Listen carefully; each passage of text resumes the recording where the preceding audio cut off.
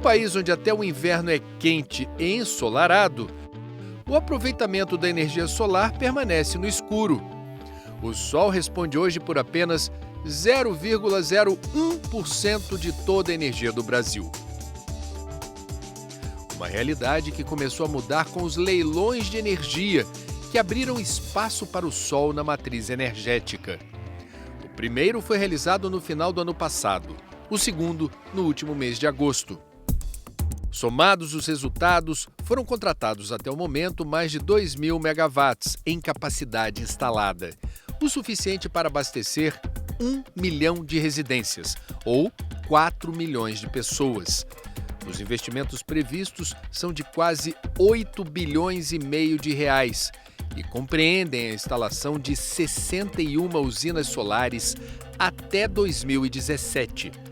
A maioria dessas usinas será construída na Bahia. Serão 26 ao todo. Depois vem São Paulo e Piauí, com 9 cada um. Minas Gerais com 8, Paraíba com 4, Ceará com 2, Tocantins, Goiás e Rio Grande do Norte com uma usina cada um. Algumas usinas solares serão construídas onde já existem parques eólicos. A vantagem das usinas híbridas é que elas se beneficiam da mesma linha de transmissão e, dependendo do caso, do mesmo estudo de impacto ambiental. Menos burocracia, mais agilidade e muito mais energia. Existe uma grande complementariedade entre a solar e a eólica, porque a eólica, os ventos geralmente ventam mais forte à noite e o sol, é claro, você tem durante o dia. E elas podem compartilhar a mesma rede de transmissão e, é claro, a mesma área, o mesmo terreno que já está alugado pelo investidor. Portanto, você tem uma sinergia entre as duas fontes e, é claro, uma redução de custo. Portanto, é uma tendência que surjam parques híbridos que funcionem com eólica e solar. É um ótimo casamento. A maioria dos equipamentos solares é importada. Para estimular a indústria nacional, os investidores interessados em obter financiamento do BNDES deverão utilizar módulos fotovoltaicos montados inteiramente no Brasil.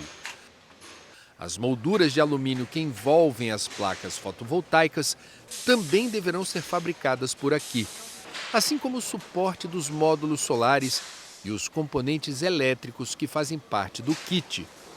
Para o coordenador dos leilões de energia, o Projeto Solar do Brasil se resolve em 3 frentes. Primeiro, para baixa tensão, para as residências das pessoas, tem o que se chama net metering, ou seja, você coloca um medidor bidirecional na casa da pessoa. Esse medidor mede a quantidade de energia que a distribuidora, a rede, manda para a casa e mede a quantidade de energia que a casa, através do painel fotovoltaico, gera e manda para a rede. E o consumidor paga apenas pela diferença entre o que ele adquiriu da rede e o que ele mandou para a rede. Esse modelo é um modelo de grande sucesso, por quê?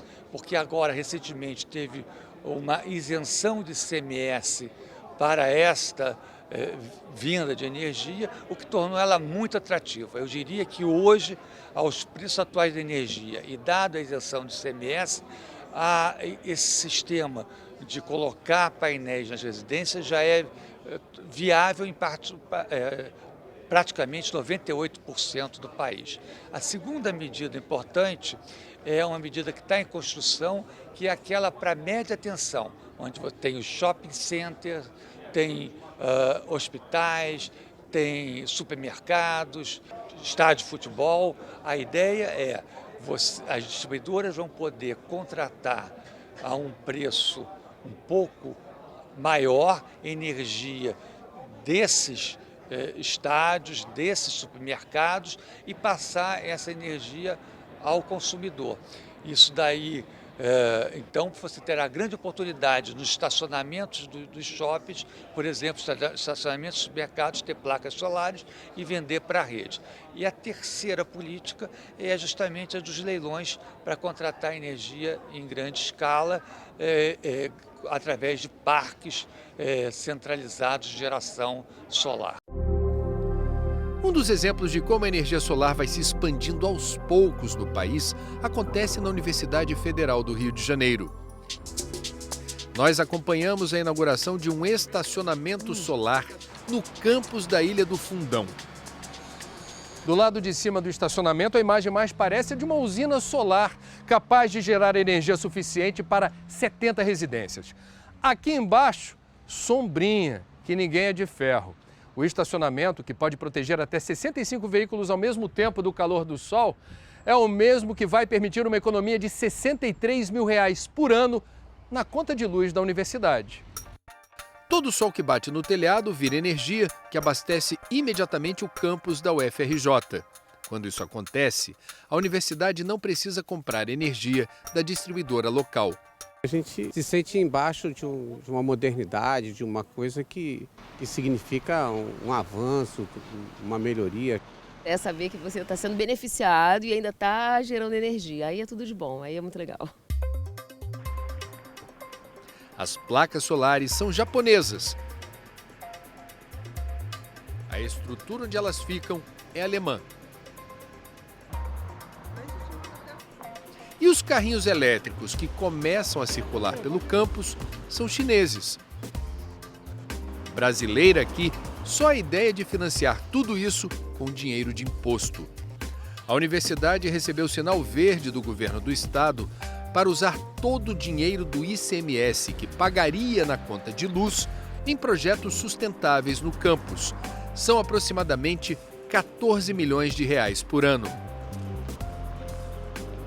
Esse fundo foi criado a partir de uma ideia de a gente usar o tributo, que é o ICMS, em cima da conta de luz, para projetos que reduzam exatamente a dependência da energia elétrica da rede, de combustíveis fósseis, enfim. A ideia da gente é tentar um mecanismo associado como se fosse uma tributação verde, onde o imposto é direcionado para medidas de infraestrutura sustentável.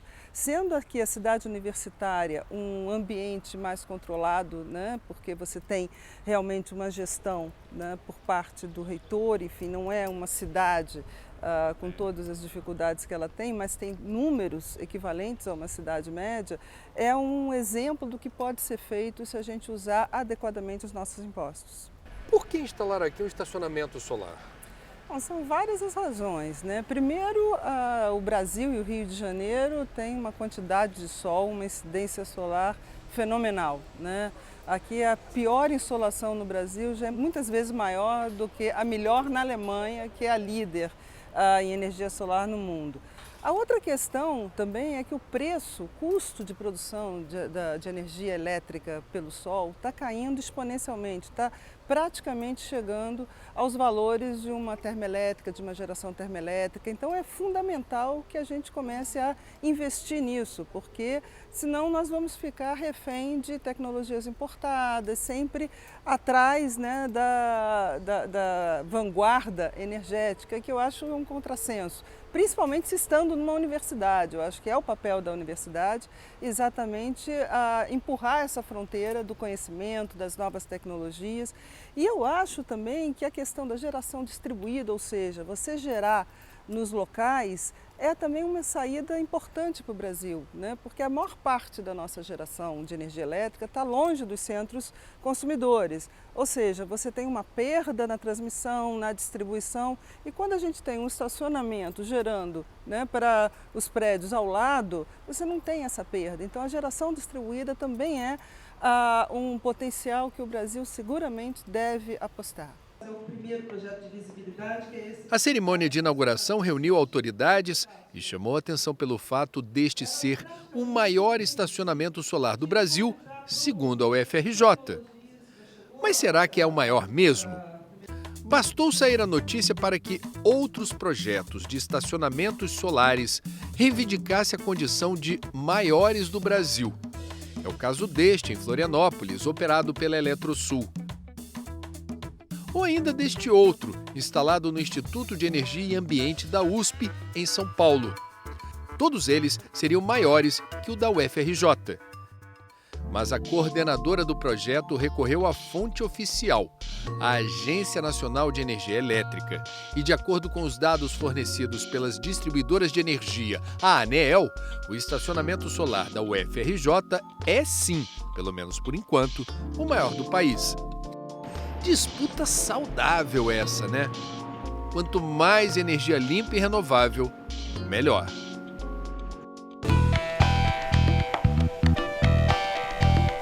Onde esses cataventos gigantes aparecem, a economia agradece.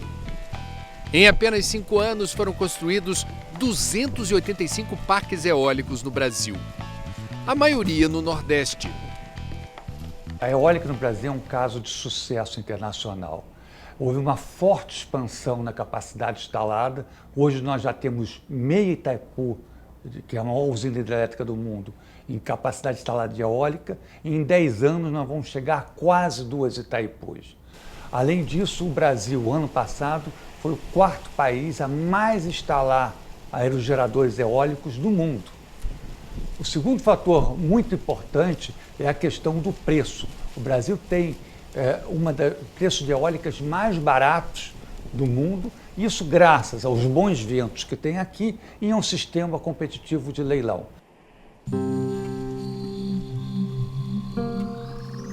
Dizem que o melhor vento do mundo sopra por aqui. Apesar da pequena extensão territorial, o Rio Grande do Norte se tornou o grande provedor de energia eólica do Brasil. 34% de toda a capacidade instalada no país estão aqui.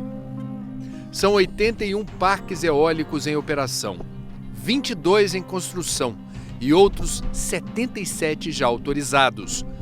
Cada vez que a hélice gira lá em cima, o dono da propriedade arrendada aqui embaixo ganha. Hoje, 2.400 famílias, na maioria dos casos de baixa renda, recebem, em média, quase R$ 2.300 por mês, graças aos ventos. Você já viu aqui no Cidades e Soluções a nova realidade dessas famílias. Fomos até o interior do Rio Grande do Norte para mostrar como os investimentos em energia eólica impactaram positivamente a realidade social da região. O setor eólico responde hoje por 12 mil empregos diretos, inclusive as 200 vagas abertas aqui nessa fábrica em Parazinho, a 150 quilômetros de Natal, que produz torres de concreto para aerogeradores. A fábrica utiliza matéria-prima da própria região para produzir as torres. Geração de emprego e renda em um dos lugares mais pobres do estado. A força do vento também mudou a rotina na pequena comunidade de Alívio, a quase 200 quilômetros de Natal. Por aqui ganha-se a vida com pequenas lavouras ou com a criação de animais. Até que a Associação de Moradores negociou com as empresas a locação das terras para a instalação dos aerogeradores. Seu Rafael é agricultor, ganha R$ 300 por ano na lavoura. A proximidade de um parque eólico mudou a vida da família. Os filhos estão trabalhando, né, nas companhias. Quantos filhos? São 2. Os 2 estão empregados Então, também por aqui. graças a Deus estão. Melhorou. Melhorou bastante. O que mudou da época que não existia essa convivência com as empresas eólicas e agora com elas? Como é que era a vida do senhor antes? Rapaz, como é que é agora? Era um sofrimento bastante, viu? Que não tinha gente de que sobreviver aqui, não. Hoje não há mais dúvida. Foi a força do vento que impediu o racionamento de energia no Nordeste. Dado que o Nordeste está passando por 5 anos já de crise hidrológica, as eólicas foram fundamentais para evitar o desabastecimento do Nordeste. E teve alguns dias que a geração eólica chegou a ser maior que a geração hidrelétrica e a geração termoelétrica. Também graças ao vento, não foi preciso ligar mais usinas termoelétricas. Fonte de energia suja e muito mais cara. Uma economia de R$ 5 bilhões só no ano passado. Os bons ventos que sopram por aqui fizeram o diretor do Operador Nacional do Sistema Elétrico mudar de opinião sobre a segurança da energia eólica. Então hoje eu tenho uma outra visão sobre essa, não tenho mais essa preocupação. A geração eólica é um fato, não é? E o que nós temos que fazer é nos capacitarmos tecnologicamente para poder agregar essa expansão com o mínimo de distúrbio para o sistema. Passada a fase da desconfiança, Hermes Chip acompanha com interesse o crescimento do mercado eólico no Brasil e reconhece: os nossos ventos são melhores que os dos outros. Mais confiável do que o senhor imaginava há 5 anos? Sim. Eu quando fui ao exterior visitar a Espanha, que era um país de destaque em termos de expansão de eólica, mais de 40%, hoje talvez 40% da geração é eólica na Espanha. E eu fui visitar os parques, eu fiquei muito preocupado na época, porque olhei lá os ventos com um fator de capacidade de 20%. Então, significa o seguinte: uma máquina de 100 megawatts ia gerar 20%, quer dizer, 20 megawatts, um quinto. Então, eu fiquei muito preocupado. Bom, o que está se constatando aqui no país é uma coisa completamente diferente. Quer dizer, o vento do Brasil, ele é um vento muito melhor do que o vento da Europa. E esse fator de capacidade está próximo a uma usina hidrelétrica, que é de 55, está chegando a 42. Chegou a 42 em 14. Então, um resultado muito bom. –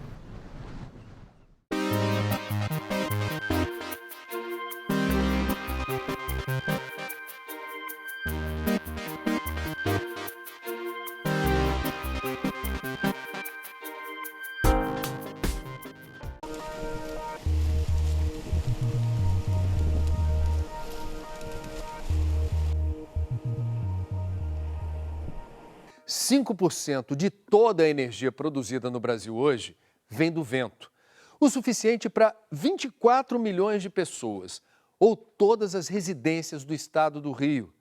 E a participação dessa fonte na matriz energética não para de crescer, a um custo baixo e sem subsídios do governo. Nos próximos 5 anos deve passar dos 10%. Mais empregos, mais energia e mais dinheiro circulando na economia. Nos próximos 4 anos serão 66 bilhões de reais em investimentos já garantidos por contrato. Só no ano passado o setor gerou 40 mil empregos diretos e indiretos e deve gerar mais 200 mil para dar conta de todos os projetos. Nós estamos, inclusive, buscando especialização de mão de obra, porque a mão de obra está escassa na indústria eólica.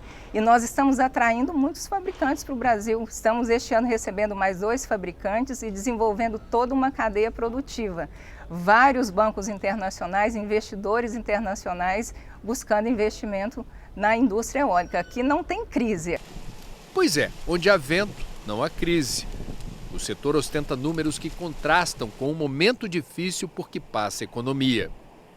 Nós contratamos nos últimos 5 anos cerca de 2 Belo Monte em energia eólica, estamos construindo agora e temos contratos que virão daqui a pouco. Então, até 2018, tudo que já contratamos, nós vamos ter cerca de 18 gigawatts de fonte eólica.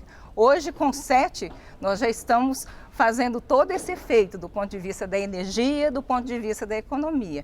E em 2018 nós já teremos esses 18 gigawatts, mas é claro que teremos mais, porque teremos leilão este ano, leilão ano que vem, e esses leilões vão colocar mais potência instalada e vão contribuir ainda mais para essa geração. Então nós podemos falar hoje que temos o melhor vento do mundo para geração de energia. O nosso aproveitamento da geração da máquina é o dobro do resto do mundo. Nós instalamos uma máquina aqui e tiramos mais energia, o dobro do resto do mundo.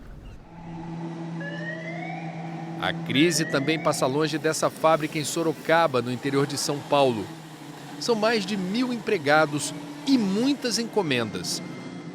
É a única do Brasil que já exporta pás eólicas para outros países. Mas hoje a prioridade é o mercado brasileiro. A gente tem percebido nos últimos 4 anos, pegar o período dos últimos 4 anos, um crescimento em torno aí de 400%, mais do que triplicaram as nossas vendas para o mercado nacional. Nós estamos com um investimento forte de uma fábrica na Bahia, uma fábrica, um investimento de mais de 200 milhões de reais.